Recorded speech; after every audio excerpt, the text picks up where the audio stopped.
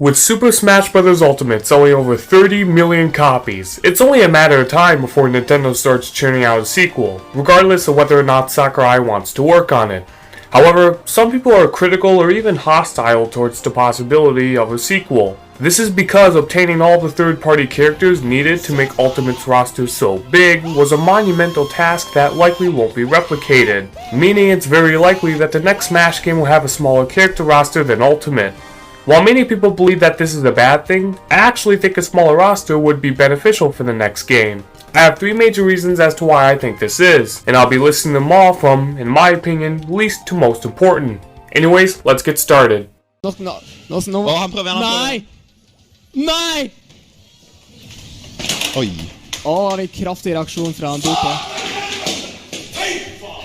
Creating a fighting game with a balanced and fun character roster is always going to be a daunting task. This especially applies if you cannot patch your game to fix balancing mistakes made during development. This was the case for the first 3 Smash games, and it kinda shows. 64's character balancing wasn't horrible since the roster was small, but for Melee and Brawl, the gaps between the top and bottom tier characters were so large that the bottom tiers and even low mid-tier characters were unplayable at high to top levels of competitive play. When Smash 4 came out, the developers tried to better accommodate 1v1 competitive matches and put more thought as to how the characters would work in that setting, as characters were previously only really balanced around how they performed in free-for-all item matches. Smash 4 was also the first Smash game to receive patches, and the developers took advantage of that, frequently buffing and nerfing characters to make the game more balanced and fun. And for a time, Smash 4 was arguably the most balanced game in the series, not that they had a super high bar to clear. Then, Cloud and Bayonetta happened and Smash 4 became a pay-to-win game. Fast forward to today, and despite having the largest roster in the Smash game, Ultimate is currently the most balanced Smash game in the series. There certainly is still progress to be made, however, and a smaller roster would make balancing characters an easier task. One problem that having such a big roster brings is that competitive Ultimate can sometimes feel like a chore, as since there are so many characters, keeping track of the game's metagame can be quite difficult, since there are so many different matchups and variables to take into account. This means that there are going to be more characters you either don't know how to fight, find annoying to fight, or both. Overall, the roster can make Ultimate's meta more bloated, annoying, and overwhelming. There are more aspects of character design that would also benefit from a smaller roster, but I'll elaborate on that later on in the video.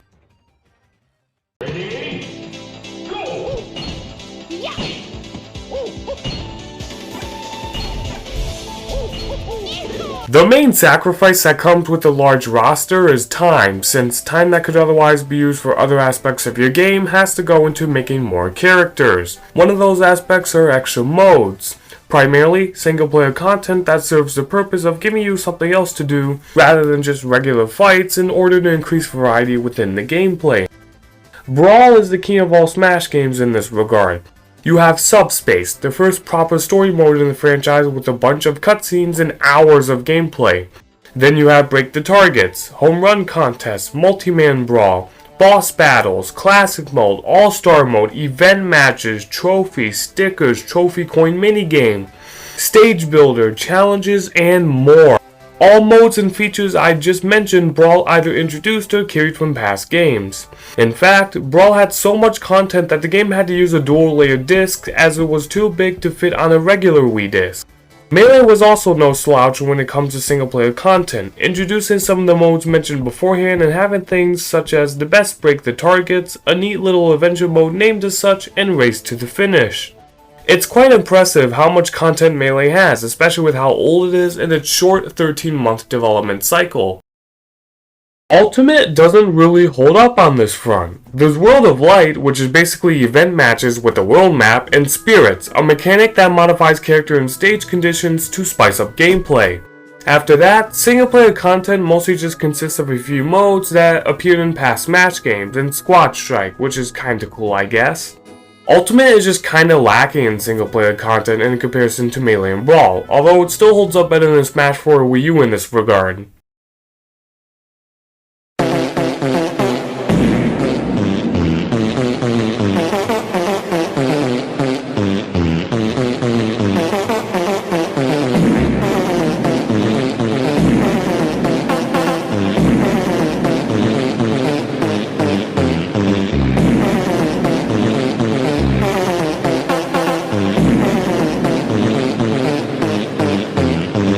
Master and Crazy Orders were alright, and custom moves were fun to mess around with, but unlocking them was a hellish process and the balancing was laughably bad. It's no secret that the increasingly large character rosters took away from the time needed to create fun and memorable single-player content, and cutting it to a smaller size would allow for more refinement to current modes and mechanics and allow for new modes to be created, as well as old modes to return. I would personally love for modes like Break the Targets, Board the Platforms, Boss Battles, Smash Run, and a better implementation of custom moves to make a comeback.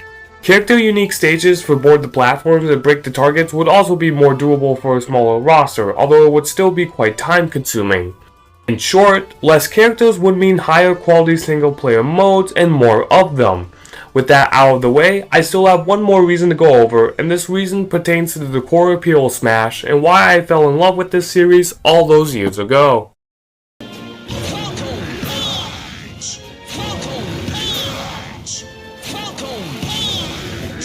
What is one of the main appeals of the Smash franchise? The aspect that got the series off the map. It's a crossover fighting game intended to be a love letter towards all Nintendo franchises and in later games, all franchises. A major part of this is all the unique movesets these characters have that properly represents themselves as well as the franchises they come from. Not only do they want to piece a coherent moveset that invokes a particular playstyle and is fun to use as well as fight against, but they also want people to point and go, "Holy shit, he did that in the game!" Throughout the series, movesets have come a long way, generally becoming more unique and character accurate each game. Compare the movesets of the original 12 characters to characters introduced in Ultimate and the differences are clear. This however leads to many movesets in the first two games and even some from Brawl feeling outdated. Despite many characters receiving changes in the movesets over the years, these changes would be pretty small in the grand scheme of things and make little difference to their moveset. I'd say some movesets still hold up despite being simple like Captain Falcon's or Marth's, but man, a lot of these movesets could really use an upgrade. In my opinion, the best thing about having a smaller character roster is that the time used for coming up with new characters' movesets could be used to instead polish up older characters' movesets and to make them better than ever. Some changes I would personally make is give DK a move where he throws barrels. It's kinda what he's most famous for. Giving Samus more of her iconic tools throughout the Metroid series such as the Ice Beam and Plasma. Give Ganondorf his own moveset. Keep the down air though, and maybe the flame choke.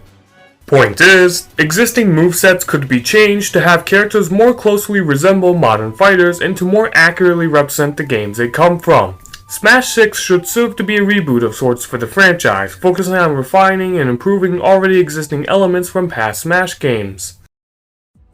Anyways, those are my 3 reasons why I believe Smash 6 should have a smaller roster. Do you agree or disagree? Tell me in the comments and maybe we could have a discussion about it.